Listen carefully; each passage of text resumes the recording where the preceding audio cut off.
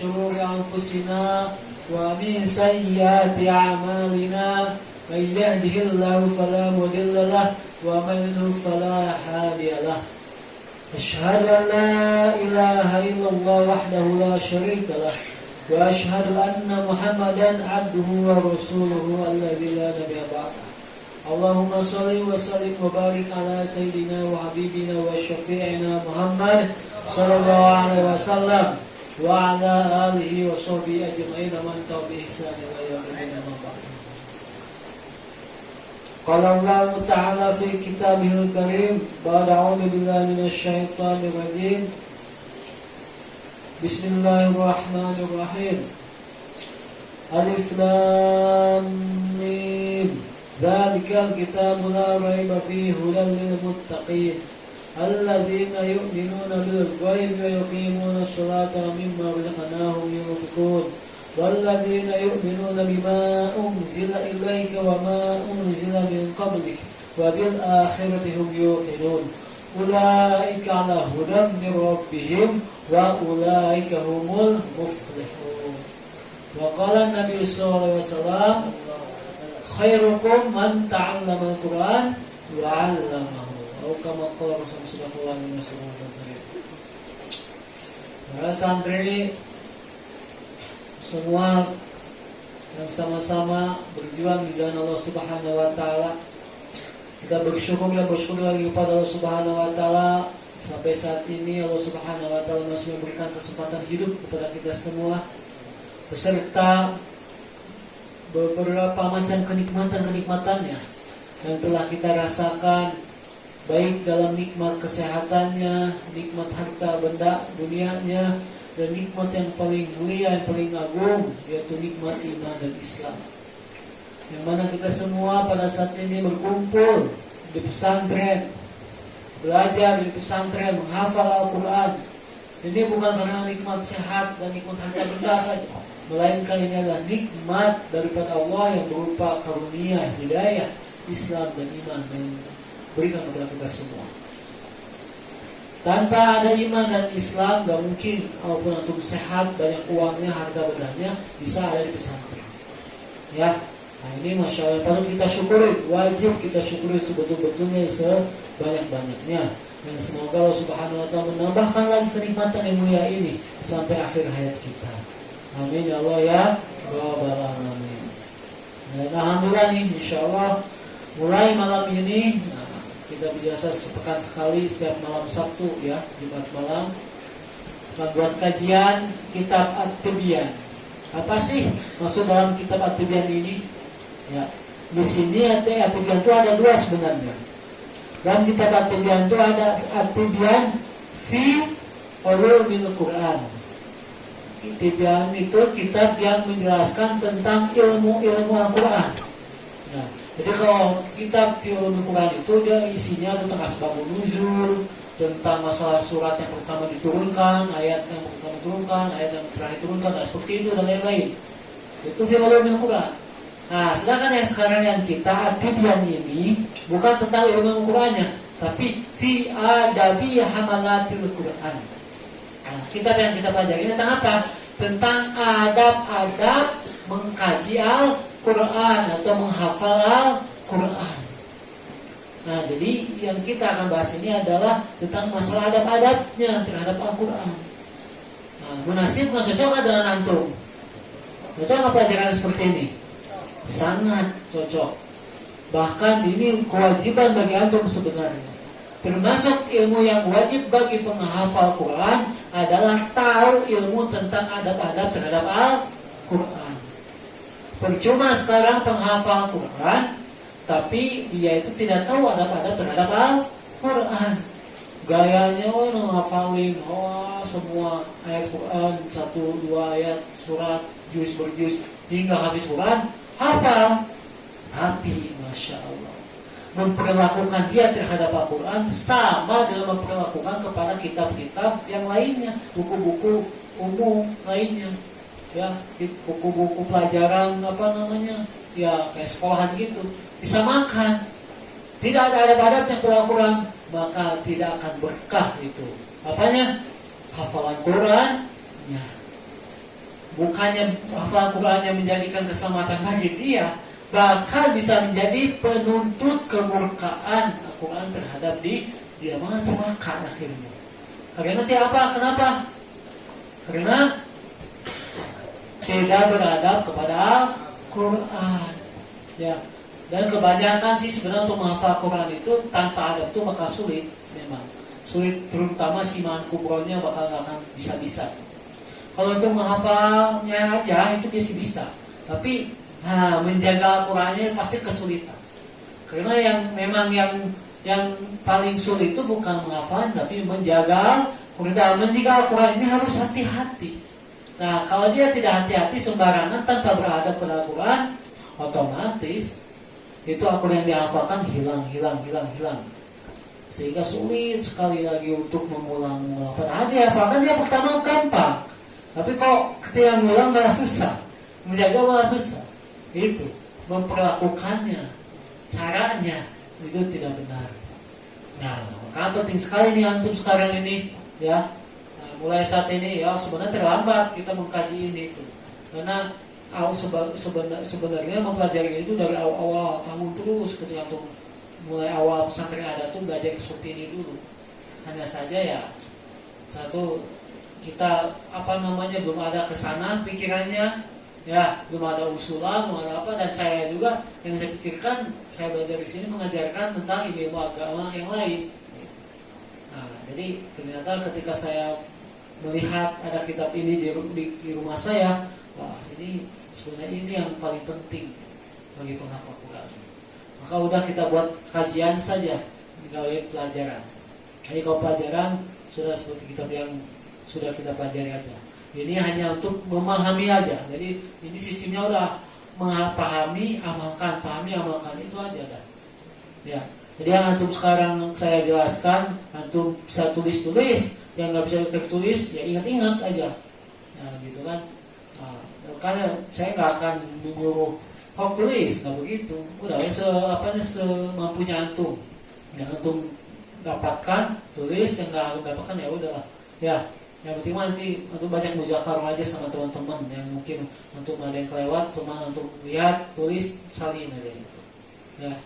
Jadi insya Allah nih di dalam kitab ini betul-betul manfaat sekali bagi antum semua untuk menjalani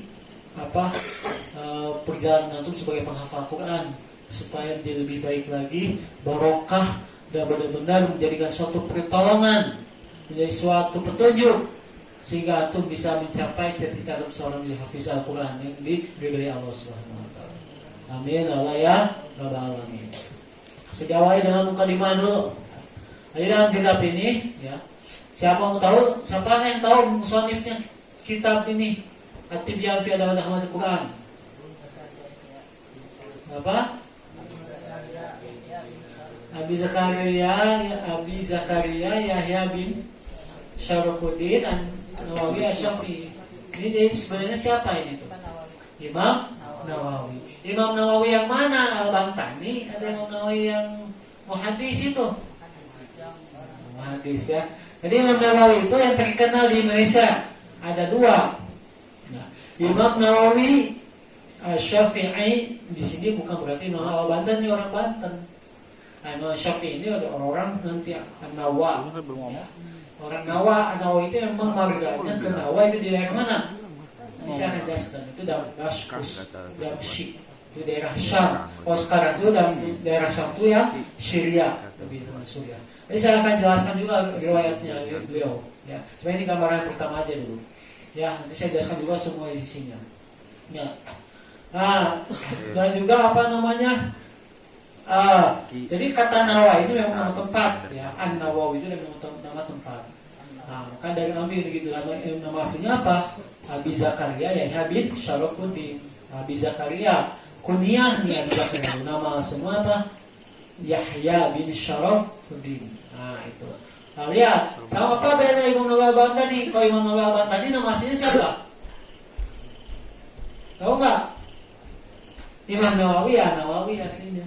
Ya, Imam Nawawi ngambil namanya dari mana? Dari beliau. Ya. Imam Nawawi Al-Bantani kan ini mutakhirin ya, ulama-ulama sekarang gitu. Belum lama lah, kalau ini kan ulama lama nih. Dia akan dijelaskan kita. Ya. Dan saya sedikit aja tentang beliau ya, saya jelaskan. Tadi mana orang Banten nih, orang Banten, Banten orang Indonesia. Beliau yang karangan orang Banten, nah itu ada karangan di Syafi'i, amalan-amalan Imam Bantani gitu. Nah itu mah bukan dari kita kan, bukan dari Nawawi itu aslinya, ya dari Banten. Ya, bukan Imam Nawawi Bantani, bukan dari Nawa, bukan dari Syam. Kok beliau asli orang Bandung ya, asli orang Indonesia di Banten. Kalau Imam Nawawi ini ya aslinya emang orang Arab, orang Syam. Ya, akan mengambil dari Nawa. Gitu. Jadi kalau Imam Nawawi Bantani mengikut ke beliau, Imam Nawawi yang ini, Imam Nawawi ini mah ngambil dari marga tempat kelahirannya, tempat meninggal dunianya. Itu Nawa daerahnya. Oke. Oke, sebelum saya melihat mukadimah, mendingan kita tahu dulu musannif aja dulu ya. Di sini dijelaskan nih, qala Syekhul Faqih al-Imam al-Alim al-Wara' az-Zahid ya. Nah, jadi Imam Nawawi ini Masya Allah digelarinya oleh para ulama zaman dulu yang hidup setelah beliau atau murid-murid beliau dikatakan al-Imam, al-Hafiz. Tahu nggak al-Hafiz maksud di sini apa? Apa? Al-Faham hadis. Bukan al-Hafiz ini hafiz Quran kalau zaman dulu itu ulama dipanggil lakob atau gelar al-Hafiz itu bukan berarti hafiz Quran dulu, tapi hafiz hadis. Apa hadis berapa minimal? 100.000 ya, 100.000 lah bukan nama tuh ya. Al-Hafiz tuh antum ada berapa ribu hadis? Kalau saya mau nggak ngapa hadis Quran. Saya yang mesti tanya sama saya aja belum nyampe segitu. Baru Imam Nawawi aja, baru kitab yang dikarang Imam Nawawi berapa hadis yang karang Imam Nawawi? 40. Kan ada Arba'in Nawawi. 40 hadis itu karang Imam Nawawi, 40 hadis pilihan tuh. Itu alhamdulillah pernah saya hafalkan tuh. Lalu di sana tuh belajar di Pakistan. Ya, tuh minimal yang belajar kitab tuh terutama dalam hadis minimal tuh 40 hadis itu tuh. Keterlaluan kalau nggak pernah menghafal hadis itu kalau udah dia belajar hadis. Ya, makanya penting. Hafiz al-faqih. Ya, kalau al-faqih, ahli fiqih. Jadi beliau sama syariat, hukum-hukum agama ya, fikih. Nah itu ahlinya beliau juga paham. Tapi apa? Dalam bidang apa fikihnya? Mazhab apa? Syafi'i. Mazhab Syafi'i yang karena Syafi'i nanti ada ininya. Al-muhaddits. Muhaddits ini apa maksudnya? Ahli hadis ini maksudnya hafal hadis itu apa? Paham masalah ilmu hadis. Ya. Tahu riwayat diroyahnya masalah hadis, tahu tentang mutasil, muqatti dan lain-lain. Ya. Dan masalah sanad, gitu, matan hadis itu paham ya juga.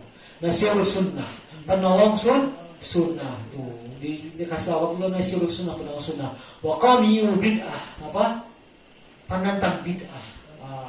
Bid'ah adalah muhyiddin, penghidup agama. Muhyiddin penggara. Abu Zakaria, ini kunyahnya Abu Zakaria Yahya bin Syaraf. Namanya apa? Yahya bin Syaraf bin Mari bin Hasan bin Husain bin Muhammad bin Jum'ah bin Hizam An-Nawawi Ad-Damsyiki. Yahya bin, pertama bapaknya beliau Syaraf nih, nama bapak beliau itu Syaraf nama bapaknya. Kakeknya yang kakek pertama Mari. Kakek yang kedua Hasan. Kakek ketiga Husain, kakek keempat Muhammad, kakek kelima Jum'ah, kakek keenam Hizam An-Nawawi Ad-Damsyiki. Sampai Hizam An-Nawawi Ad-Damsyiki. Nah, sampai di sini, sampai Hizam ditulisnya. Kenapa sampai Hizam? Ya, lihat, kita akan jelaskan ya. Jadi itu dari nama orang Arab pada hafal. Ya, nama kakek-kakek keberapanya itu kakek ketiga aja, kedua mungkin bisa aja, kakek pertama dua itu siapa? Bapaknya bapak itu Ahmad juga. Nah, bapaknya kakek antum. Oh. Hah? Oh, bukan kenalan, tahu aja. Bukan harus kenalan, tidak akan pernah kenalan. Itu mah nggak sejaman. Ya, tahu minimal mah gitu. Ya, nggak tahu kan? Wah itu ya, wah katanya mah kayak itu Arab sih, Haji. Berapa tuh bapak tuh? Amir kan ya bapaknya Pak Amir. Terus dari kakek Hasir, Ahmad, udah dua. Akati ya, udah ada kelihatan. Oh, udah marganya Akati, marganya Al-Ahqaf, Akaf dan macam-macam. Itu dari Arab, insya Allah itu terjaga nasabnya. Nama-nama orang tua. Tapi kalau marganya Pengabean, marganya apa lagi?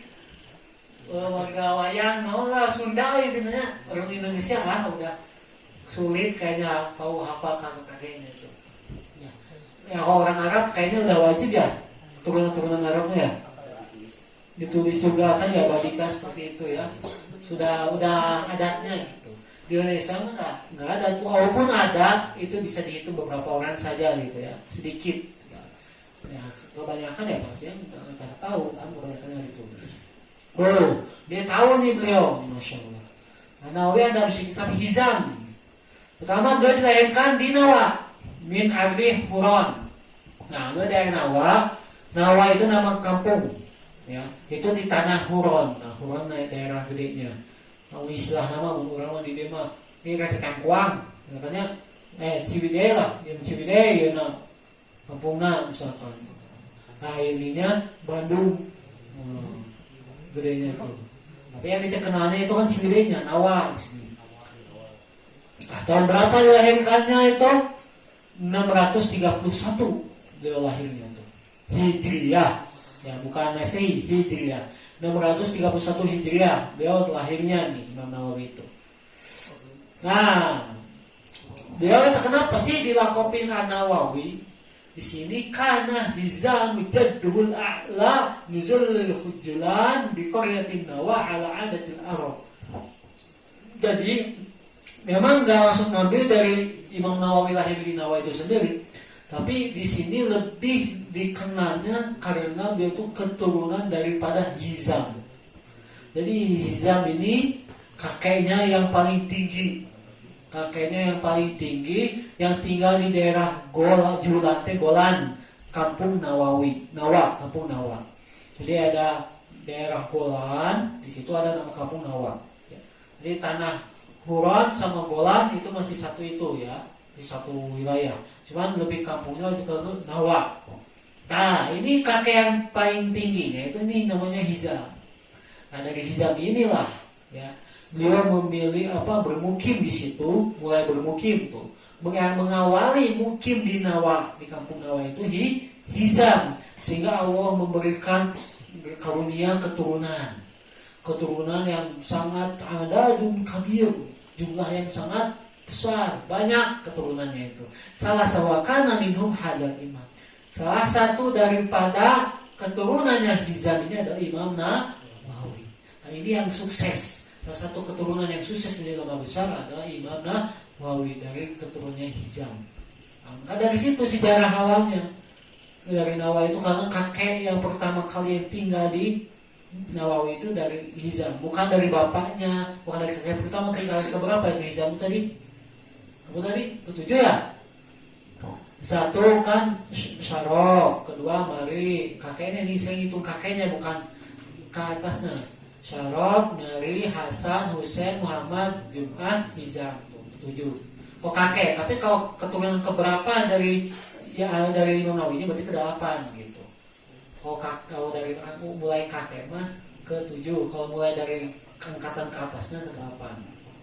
Ya, tuh Hizam. Karena bapaknya kan namanya Syaraf ya. Tuh beliau dilahirkan di situ ya, di Nawa, daerah Nawa, makanya disebut Nawawi ya. Nawawi itu dari Nawa. Sapan jadi apa? Asafani kan gitu. Nah, dari Sapan lahirnya Asafani jadinya di Sapan. Lalu di mana? Kupang. Al-Kupangi ya gitu, Al-Kupanji. diharapkan ku Panji jadi ya untuk kan maksudnya mana lagi orang kopoi itu gimana itulah intinya ketika kita ingin menisbatkan kelahiran kita menjadikan lakop kita biar terkenal ya udah pakai aja nama tempat kelahirannya gitu. Nah, dia kan saya tahu orang Sapan nih, wah Usman Sapan nih, oh kalau tahu Sapan, oh ini orang Sapan berarti ini gitu kan. Akhirnya, tinggalnya udah di sini kan saya sekarang. Ya, jadi dulu nih ya kita lihat sejarah sebegitu tentang Imam Nawawi. Jadi dulu tuh ada ahli fadl, para pemuka agama, orang-orang ulama dulu itu mereka itu melihat ya dari kotanya itu ada anak-anak yang punya potensi dari kerajinannya, kepandaian dan kepintarannya, kecerdasannya itu melihat ulama sehingga para pemuka atau ulama tersebut memanggil kepada bapak-bapaknya, nah dikumpulkan ke bapaknya, coba anak-anak kalian itu jadikanlah sebagai orang-orang ahli agama di hafiz Quran. Nah maka salah satunya yang ikut terhadap arahan ulama itu bapaknya Imam Nawawi. Siapa nama bapaknya tadi? Syarah. Beliau tuh. Maka Imam Nawawi langsung tuh. Nah, di target antum udah ikutin tuh ulama kata antum harus jadi hafiz Quran, harus jadi alim, wah gitu kan. Dan akhirnya betul ya. Imam Nawawi ya, akhirnya pergi ke ulama tersebut dan ingin jadi hafiz Quran, belajar ilmu ya. Dan situ dia juga mulai ya belajar Al-Quran dan dididik oleh para pemuka agama tadi langsung terhadap Imam Nawawi. Nah, sehingga apa? Tarikan lahu sehingga Imam Nawawi ya terpaksa masih kecil sobi. Jadi kalau sobi itu SD ke bawah lah, ya TK tapi nggak terlalu TK juga sih, 6-7 tahunan lah gitu. Ya, nggak terlalu TK, mungkin sekitar segituan. Ya. Di SD ke bawah lah intinya, kelas 6 SD kesini terus gitu dari situ. Dari SD mulainya. Nah itu tuh sobi tuh kecil tuh udah diarahin sehingga ya kalau udah belajar sama ulama kayak gitu meninggalkan permainan tuh ya. Ini seperti pesantren lagi, tapi bukan pesantren bahasanya itu ya. Ngikut langsung kalaki kalau bahasa sekarang mana. Nah itu meninggalkan tuh permainan sehingga beliau Nawawi masih kecil tuh mulai belajar membaca Al-Quran. Diawali belajar baca Al-Quran dan menghafalnya. Tuh. Sudah baca Quran dan bisa langsung menghafalnya. Itu sistem ulama dulu. Udah baca Quran tuh udah nggak usah bebas dah. Nggak cukup. Sudah dia bisa baca langsung dihafalkan. Itu sistemnya. Nah maka setelah gitu berjalan waktu Imam Nawawi itu kan banyak kan tuh ternyata bukan Imam Nawawi aja yang ikut belajar sama ulama tersebut. Nah, sama kan kayak antum mungkin yang namanya punya teman-teman di sini kadang main-main kan, pasti ya suatu waktu tuh Imam Nawawi itu pernah gitu melakukan suatu di jailin atau di huriannya ke teman-temannya tuh sehingga dia Imam Nawawi merasa nggak suka, udah merasa nggak suka lagi kumpul di situ gitu. Akhirnya Imam Nawawi kabur tuh dan menangis, kabur dan sambil menangis. Karena dijailin awal-awal digimana sama teman-temannya waktu itu ya. Tapi walaupun seperti itu tidak menjadikan dia berhenti membaca Al-Quran. Walaupun dia tuh merasa diganggu sama waktu di gopunya itu, tetap beliau senantiasa baca Al-Quran dan menghafalkannya sendiri gitu. Tetap tuh. Nah wahakala lazimu ala akhirat itu lazim terus tetap membacanya hatta hifdahu hatta hifdihi sampai dia menghafalnya tuh baca terus walaupun sudah nggak gabung lagi sama teman-temannya lo kabur sendiri itu ya karena daripada diganggu gitu kan lo tetap membaca Quran dan hafal. Maka satu saat Masya Allah ya ketika gitu beliau singkat waktu itu sampai usia 19 tahun. Jadi intinya sudah hafiz Quran aja ya, sudah hafiz Quran waktu itu. Nah singkat sampai 19 tahun maka beliau sama orang tuanya langsung pergi diajak pergi sama orang tuanya kemana? Ila Damsyik gitu ke daerah Damaskus, daerah Damsyik. Nah, ini kota besar di kotanya berarti. Jadi kan awal mah kampungnya Damsyik. Kalau misalkan ini kan Ciwidey-nya, misalkan awal minta Damsyiknya itu Bandungnya, wah ke kotanya. Nggak tahu Bandungnya, nggak tahu Jawa Baratnya ya. Intinya ke kota besarnya ada Damsyik itu. Ke Indonesia lah, lebih tepatnya ke Indonesia, ke kota besar, ke negara besarnya Damsyik itu. Untuk menuntut ilmu. Nah, untuk menuntut ilmu 11 tahun. Masakana madrasah rawahiyah. Nah, kemudian beliau itu tinggal di madrasah. Baru mondok tuh rawahiyah. Nah, ini madrasah yang dibuat oleh Zakiyuddin Abdul Qasim Habatullah. Nah, yang punya madrasah itu rawahiyah itu Imam Zakiyuddin Abdul Qasim. Nah, itu belum dimasukkan tuh. Waktu usia 11 tahun sudah jadi kitab berarti kan udah habis Quran. Nah, udah jadi ilmunya, lanjutkan tinggal di situ. Itu pada tahun 649. Nah, itu pada tahun 649. Berarti ya dari usia 631 ya. 649 itu berapa tahun tuh? Ya berapa tahun ya, itulah 11 tahun ya. Nah, fahafidha at-tanbih, beliau telah hafal kitab at-tanbih. Dan berapa lama? Fi arba'ati ashhurin. Berapa lama? 4 bulan saja bisa hafal kitab, dihafalkan kitabnya at-tanbih. Awalam kitab tentang apa itu ya? Wanis. Arba'atu ashhur wanis, 4 bulan setengah. Ya, 4 bulan setengah ya tuh. 4 bulan setengah itu bisa menghafalkan 1 kitab. Baqara'al muhadzab, tuh mulai dia bisa membaca kitab muhadzab. Syairozi. Ya, kitab muhadzab tuh beberapa jilid tuh banyak. Di Imam Syairozi. Tiba kisana pada sisa tahunnya. Ala Syahil Kamal Ishaq terhadap membacanya kepada siapa itu? Kepada Syekhul Kamal Ishaq bin Ahmad bin Utsman Al-Maghribi Al-Muqaddasi. Wa'alu syuyukh fil fikih. Ini pertama kali gurunya beliau dalam masalah fikih. Nah, dia dalam muhadzab tuh ya. Nah, itu karangan Imam Syairozi, tapi dia gurunya kepada Ishaq bin Ahmad bin Utsman Al-Maghribi Al-Muqaddasi ya. Nah, Al-Maqdisi kan ya, Al-Maqdisi ya, Al-Maqdisi. Nah, ini beliau, ini Imam Nawawi ini pertama kali belajar ilmu fikih itu ke guru ini, Ishaq bin Ahmad. Nah, belajar fikih itu di situ pertama kali. Masya Allah. Terus ya beliau lazimahu mulazamatan terus syadidah. Beliau betul-betul terus-terusan belajar sama ulama tersebut. Fa'ajaba bihi lamma ra'a min mulazamatil ishtighal wa adam ikhtilatihi bin nas. Allah Akbar. Lihat, ketika Imam Nawawi ini sudah belajar di situ, wah benar-benar tahu aja sungguh-sungguh. Kenapa? Karena ajib, heran nih.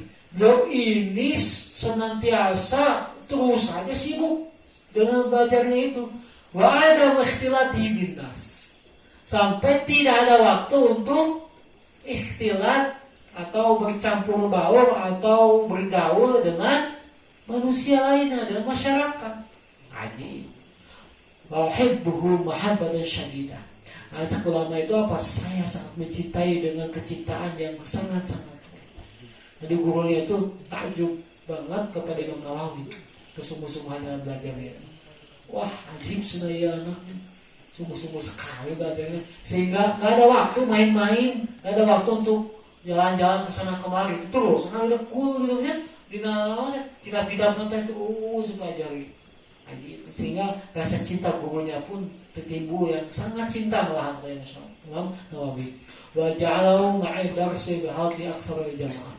Sehingga beliau Nawawi buat satu majlis madrasah, asbab itu dengan halaqah-halaqah yang sangat banyak jamaahnya. Allah barokah. Ya, udah dicintai oleh gurunya, pasti ridho gurunya. Ya, karena apa? Wah, ketekunan kerajaan. Sehingga barokahnya apa? Ketika buat majelis dengan tanggung-tanggung, langsung banyak halaqah majelisnya dan banyak sekali yang mengikuti majelis tersebut. Jamaahnya itu banyak. Luar biasa, masya Allah. Gurunya beliau apa? Ada Sama bin Nuriyah, ada bin Burhan, ada Syahusyu Abdul Aziz bin Muhammad Al-Ansori, ada Zainuddin bin Abdul Daim, ada Imanuddin dan lain banyak. Ya, ini guru-gurunya beliau. Nah, semua guru-gurunya itu sama, sibuk dalam mencari ilmu, terus dalam tasnif, dalam apa? Mengarang kitab, ya, menerangkan masalah ilmu-ilmu tentang ibadah, tentang zikir, tentang kesabaran, ya, tentang kesabaran kehidupan, ya, baik dalam masalah kesederhanaan makannya dan dalam kesederhanaan berpakaiannya, dan tidak lebih dari itu. Allah. Ya, jadi kemujahadannya ulama-ulama zaman dulu, ya, para ulama pun sibuknya itu benar-benar sibuknya, ya, bukan sibuk yang lain, ya, luar biasa memang. Sibuk dalam belajar dan mengarang kitab. Ibadahnya juga sibuk dengan ibadahnya, dengan zikirannya, dengan kesabaran dalam kehidupan mereka. Kesabaran menghadapi kehidupan mereka itu apa? Terbatasnya bala masalah makan dan berpakaian, ya, dalam masjid tidak ada tambahan, maksudnya jadi nggak berlebihan kalau masalah makan dan berpakaian. Nah, ini namanya mujahadah yang sebenarnya.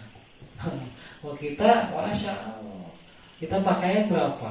Nambah terus, jangankan tiap tahun, kadang berapa bulan sekali ada yang baru pakaian, kan gitu. Lu makanan, wah, macam-macam makanan kita makan. Ya, sebenarnya jauh sekali kalau membandingkan kemujahadahan. Nah, ya, cuman gak apa-apa, masalah itu mujahadah mungkin kita belum bisa. Minimal kemujahadahan dalam sibuknya aja, sob. Ada nggak kesibukan antum betul sungguh-sungguh dalam fakultas sibuk bener? Nggak ada waktu main tuh. Ada waktu itu, wah, bisa ada yang kayak gitu, ya, luar biasa tuh.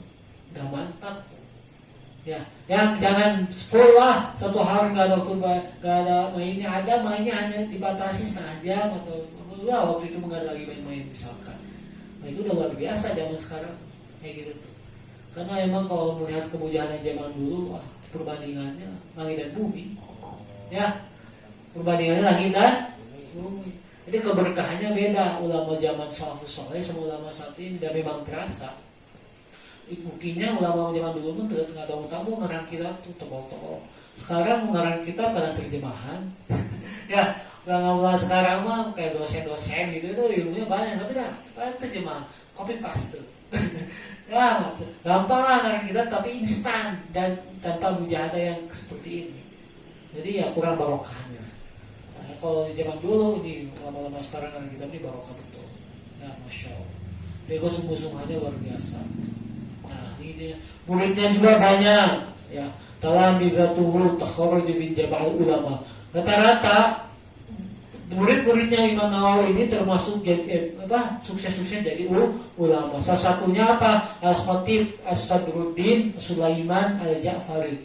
Itu salah satu muridnya Imam Nawawi itu adalah Al-Khatib As-Sadruddin Sulaiman Al-Ja'fari. Ini salah satu muridnya beliau yang jadi ulama. Terus Asy-Syihabuddin Al-Arabadi, Syihabuddin bin Ja'wani. Nah, ini Syihabuddin juga sama, ini ulama-ulama besar juga.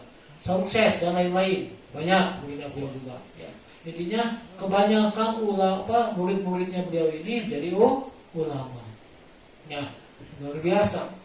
Nah, karena itulah semuanya kesungguh-sungguhannya beliau. Karangan kitabnya banyak juga, ya. Karangan kitab beliau itu ada Al-Wasit, ya, ada Muhadzab juga, As-Sahih Muslim. Nah, yang beliau, ini yang dipelajari dulu. Yang dipelajari beliau itu Al-Wasit Imam Ghazali, Al-Muhadzab di Syarwaji, Al-Jam'u Bain Sahihain bin Humaidi, As-Sahih Muslim, ya, Sahihnya Imam Muslim, ya, dari kitab hadis dan lain-lain. Nah, itu yang dipelajari beliau dan lain banyak. Mana yang karangan beliau nih?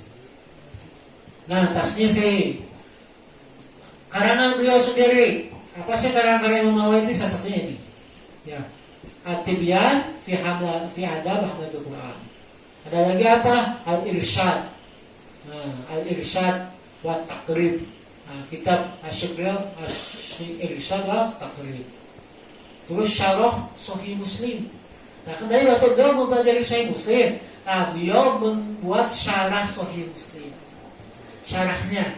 Jadi kan hadis tuh Sahih Muslim mah. Nah, kalau syarahnya ini penjelasannya. Nah, beliau Nawawi ini buat penjelasan tentang hadis Sahih Muslim. Dibuat kitabnya. Al-Irsyad At-Taqrib tadi. Terus Tahdzibul Asma Al-Lughat. Terus satu lagi kitab Minhajut Talibin, kitab fikih. Minhajut Talibinnya ada beliau karena beliau juga. Syarah Muhadzab, syarahnya kitab Muhadzab ini karangan beliau juga ada itu. Terus Riyadhus Shalihin, termasuk Riyadhus Shalihin juga beliau karang. Lagi Al-Adhkar, tentang zikir-zikir kan kitab Al-Adhkar karena beliau. Dan lain-lainnya. Misal kitab ini Ad-Tibyan fi Adami Hamlatul Quran. Banyak karena beliau ini, Masya Allah. Nah, singkat cerita kewafatan beliau. Beliau ini ketika wafat beliau bersafar di akhir umurnya. Pada akhir umurnya Imam ini bersafar ke daerah, kembali pulang ibila bala di Nawa, ke negaranya di Nawa, ke kampungnya, daerah Nawa, pulang lagi. Kan udah kemana-mana tuh pondoknya tadi ke Koru tadi ke Damaskus. Akhirnya di akhir umurnya itu beliau kembali lagi. Nah, terus ziarah juga Al-Quds. Di mana Quds tuh maksudnya? Palestina. Masjidil Aqsa. Sempat ziarah dulu ke sana. Nah, ziarah dulu tuh sebelum pulang tuh. Akhirnya beliau tuwfiya rahimahullah ilatal arbiyah. Ya, beliau meninggal dunia udah lama di situ pada malam Rebo. Beliau malam Rebo, dia itu dalam keadaan sakit. Beliau meninggal pada malam Rebo yang itu dalam keadaan sakit, yang berang bersama kedua orang tuanya.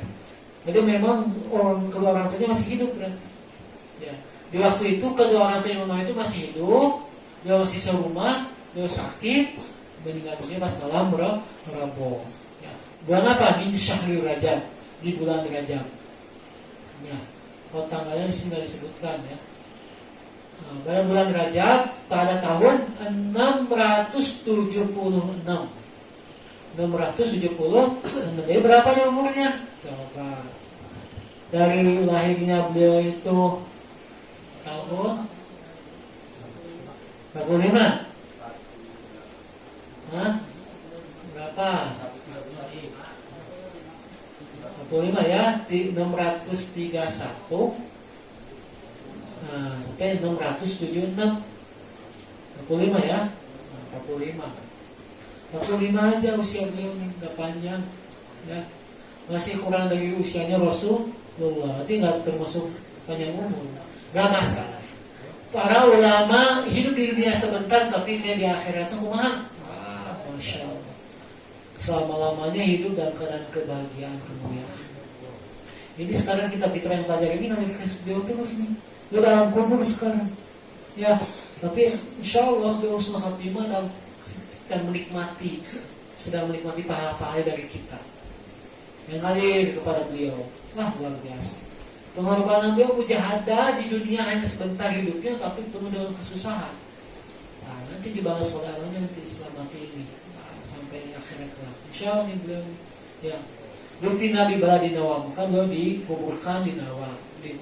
Masyhur kuburkan kalau antum ke daerah Nawa, di daerah Syam, di Syria. Sekarang kan Syria ada Damaskus ya. Cari aja daerah situ. Ya. Disebut juga daerah Golan ya. Ada Golan katanya di situ. Ada terkenal dia. Kalau ziarah antum ke Syria ketemu. Ya. Nah, semoga dengan asbab beliau ini rahimahullah ta'ala rahmatan wasi'ah, Allah merahmati dengan rahmat yang sangat luas, dan Allah angkat derajat-derajat beliau. Amin ya Allah ya Rabbal Alamin. Ini pengarangnya kitab ini. Ya. Itu ya, pengarang kitab ini ya, Masya Allah. Terus ini tujuannya apa sih? Kenapa beliau ini sampai membahas tentang masalah adat Al-Quran? Dia untuk harus ketahui, Al-Quran ini kitab yang paling mulia, bukan sekedar kitab. Ya, hati-hati. Ada dijelaskan di sini. Faqad akramallahu azza wa jalla hadzal ummah bil Qur'an.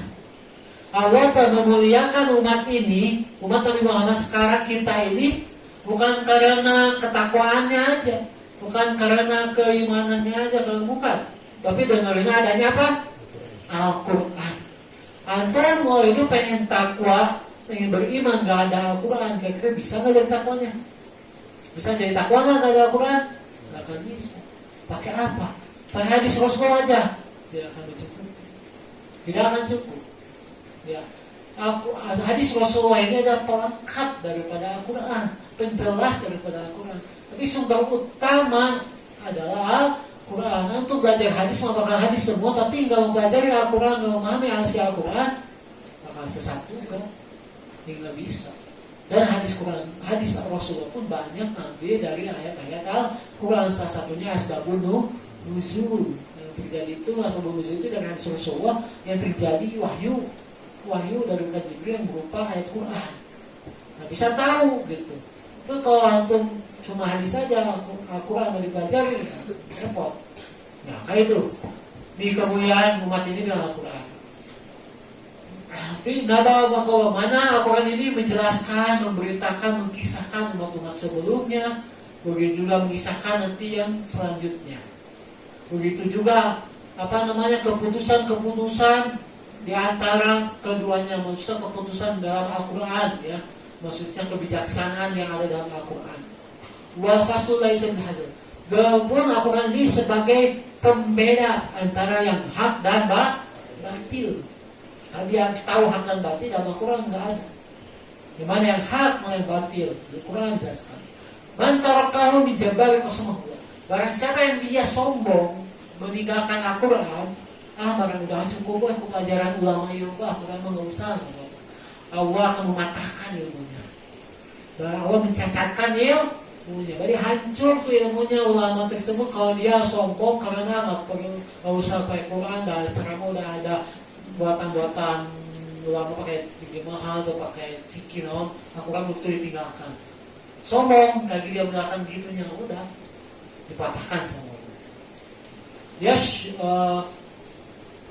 dari itu. Bapak tahu huda fi ghairi adalah Allah. Barang siapa dia mencari petunjuk selain dari Al-Quran adalah Allah. Allah Subhanahu wa taala akan menyesatkannya.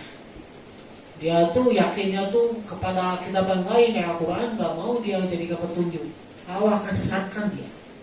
Pertama Al-Quran dulu yang jadi pedoman petunjuk kita tuh. Nah, jangan sampai Al-Quran itu di belakangnya. Wa huwa hablullah matin. Al-Quran itu sebagai ikatan Allah, sebagai talinya Allah al-matin yang sangat kuat. Kita ingin mendapatkan Allah, dapatkan dulu Al-Quran. Jadi seluasilahnya dapat Allah itu dengan Al-Quran. Ini tali yang paling kuat. Wa dzikrul hakim sebagai penyebut atau zikiran hakim yang bijaksana. Wasyiratul mustaqim sebagai jalan yang lurus. Walladzi la tazigu bil ahwa, yang mana Quran ini pun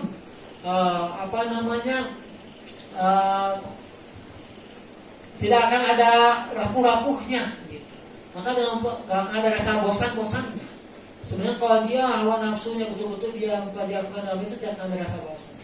Belakal tabisu biasati du'afa. Dan juga lisan-lisannya orang lemah ini tidak akan menjadi bintul, tidak akan jadi tumpul.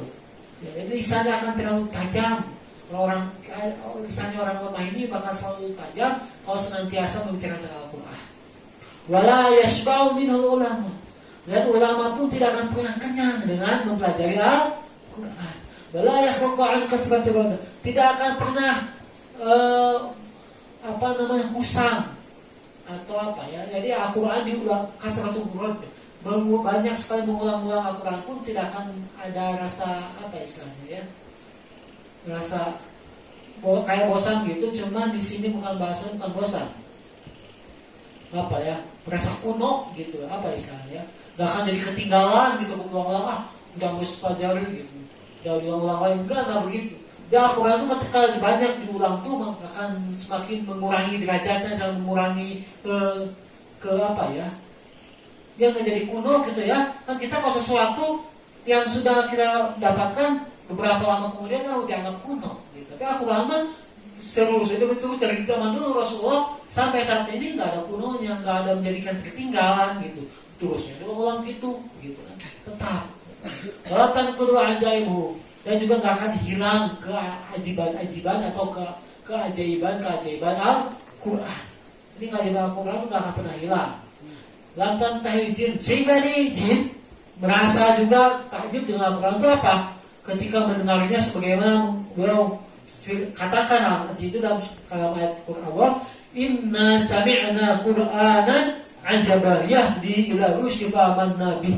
Ini sekarang jin ya, surat jin ya. Ya kan? Nih, sungguhnya kami telah mendengar kata jin, Al-Quran ajaban, begitu menakjubkan. Yahdi yang mana memberikan petunjuk ila rusydi, pada petunjuk yang benar. Fa'amanna bih, maka kami pun kata jin beriman kepada Al-Quran. Mengqabi sirako, barang siapa yang dia bicara tentang Al-Quran maka dibenarkan. Wan amila bihi ajar, barang siapa yang mengamalkan Al-Quran diberikan pahala. Waman hakama bi adil, barang siapa yang memutuskan keputusan hukum maka adil, itu dia sudah berlaku adil. Waman da'a ilahi huda ilai siratul mustaqim, barang siapa yang dia berikan petunjuk dengan melalui Al-Quran maka dia akan mendapatkan petunjuk jalan yang lurus. Masya Allah. Berapa ini? 6 menit lagi. Fakat Allah azza wa jalla, begitu juga nih, Masya Allah ini telah mengemukakan, telah mengumpulkan dalam Al-Quran ini apa? Al-mawa'id, berupa nasihat-nasihat. Al-amsal, berupa perumpamaan. Benar nggak? Benar baca terjemahan Al-Quran? Banyak kan perumpamaan. Kama saya lagi banyak lah. Allah berfirman, terus nasihat-nasihat. Wal adab, tentang masalah adab-adab Allah dijelaskan Al-Quran. Wal ahkam, dan hukum-hukum Allah jelaskan. Hukum-hukum tak wudu kan gitu. Ya. Wa ma yahtaji ilainas, sesuatu yang dibutuhkan oleh manusia min akhbaril awwalin wal akhirin. Ya, perkara-perkara yang dibutuhkan oleh manusia baik dari zaman-zaman dahulu sampai zaman-zaman setelahnya. Ya, baik yang dibutuhkan hal yang terjadi yang sudah dialami ya oleh kaum-kaum sebelumnya, sama perkara-perkara yang dibutuhkan setelahnya ya akhirat gitu kan, perkara yang dibutuhkan oleh kita tuh dan amal soleh dan lain-lain. Nah ini untuk akhirin yang kedepannya. Nah ini dijelaskan oleh Al-Quran. Wa amara bil i'tinam wa lazama wa'adahu, dan juga diperintahkan supaya senantiasa memperhatikan terhadap Al-Quran tersebut, mulazama dan senantiasa menjaga berketerusan terhadap adab-adab Al-Quran. Wajib tuh ada bagaimana kita terus menjaga adab Al-Quran. La yamassu illa, nah itu untuk siapa? La yamassu itu untuk siapa saja yang mengusap, menyentuh Al-Quran. Harus gimana? Mutoh, harus dalam keadaan ini satu adab. Ini baru satu, udah banyak sebenarnya penjelasan itu. Jadi jelasin sama Allah itu dalam Al-Quran. Maka kata para ulama ini, sebenarnya menulis tentang masalah ini, adab-adab Al-Quran itu memang banyak kitab-kitab yang para ulama telah tulis. Hanya saja panjang, ya, banyak gede. Fajal Imam Nawawi. Ketika datang Imam Nawawi, bagaimana Imam Nawawi? Fajama fi hadzal mukhtasar ada hamdatul Quran. Yang mana banyak kitab-kitab mempelajari tentang adab Al-Quran itu begitu banyak, panjang. Imam Nawawi datang, beliau mengarang kitab mukhtasar segini kan. Mengarang kitab hanya ringkasan segini aja tentang masalah adab Al-Quran, sedikit segini itu. Karena kalau ada umur orang berjeli-jeli tentang adab Al-Quran itu. Tapi diringkas lagi sama Syafi'i dalam adab, dalam mengkaji Al-Quran, menghafal Al-Quran. Wa usafu haifadhu wa tilawah, supaya apa? Mudah untuk dihafalnya, ya, mudah untuk dipelajarinya. Kama jafi fadhilatin, ada di situ tentang pelajaran keutamaan membaca Al-Quran. Wadabul mu'allimin, adab tentang pengajar, wa ta'lim dan yang belajar, wa kitabatul Quran, dan tentang masalah penulisan Al-Quran, ya, ikramul musannif dan cara memuliakan para mushaf musannif, ya, memuliakan mushaf Al-Quran, cara gimana memperlakukan kepada mushaf itu. Nah, itu dijelasin nanti di kitab-kitab ini. Ya, Masya Allah. Lagi banyak manfaat-manfaat yang akan didapatkan oleh penuntut ilmu. Ya, begitu juga di sini ada nanti di akhir kitab ini itu akan ada nama-nama kata bahasa Arab yang gurib, yang asing, yang sulit. Ya, itu akan diberikan karena dipelajari ya dipelajari dalam kitab ini. Dan juga di situ ada kaidah-kaidahnya, ada tentang faidah-faidahnya. Begitu juga akan ada kitab yang betul-betul manfaat lagi, ya, dengan sebab dia biar tahu cara mempelajari Al-Quran. Maka beliau menamakan kitab ini apa? Mukhtasar At-Tibyan. Beliau pilih nama mukhtasar kitab ini tentang Al-Quran itu adalah At-Tibyan. Ini nama kitabnya. Kama dzakara Shahib Kashful Dzunun. Nah, itu ya, salah satu daripada bagaimana tujuannya ini yang menulisnya Syekh Abdul Qadir Al-Arnaud, ya, yang menulis pertama menanggapi karangan Imam Nawawi atau jadi gitu, ya, karena memang penting sekali, ya, kita mempelajari Al-Quran, menghafal Al-Quran dengan adabnya, adab Al-Quran. Ya, maka insya Allah nih kita di sini akan mempelajari beberapa bab. Ya, jadi kalau kajian gini mah sistemnya bukan hatam-hataman, tapi yang mana aja, mungkin yang bab ini segini boleh, terserah saya juga. Nggak akan target harus pelajari semua, enggak. Yang pentingnya dan yang penting di situ bisa kita amalkan bareng-bareng, ya. Nah, itu bagi menghafal Quran, kesempatan ketika belajar ini langsung dia bisa menghafalkannya, insya Allah. Semoga Allah Subhanahu Wa Taala memberikan kepada kita kefahaman dan kemudahan untuk mengamalkannya. Amin ya Allah ya Rabbal Alamin. Subscribe, like, and share.